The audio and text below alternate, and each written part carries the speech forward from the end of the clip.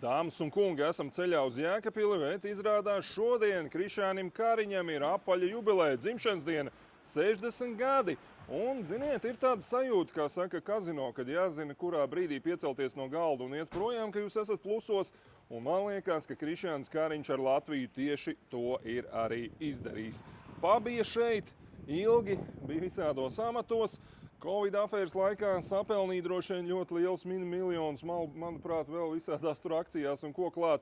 Un tagad smuki vienkārši notinās un atstāja visu šo te savārīto, tai skaitā Rail Baltica un pārējās lietas un problēmas un iztrūkstošo budžetu atstāja nākamajiem, tā teikt, Siliņas kundzei uz veselību. Nu, lūk, tāds mums te jubilērs šodien, 60 gadi jubilē. Nu, protams, arī šodienas datums zīmīgs ar to, ka pirms 3 gadiem notika Rododendrs, šī te protesta akcija pie cita mūsu ārzemju latvieša Levita pils toreiz laukumā. Tā kā šādi te interesanti notikumi 13. decembrī.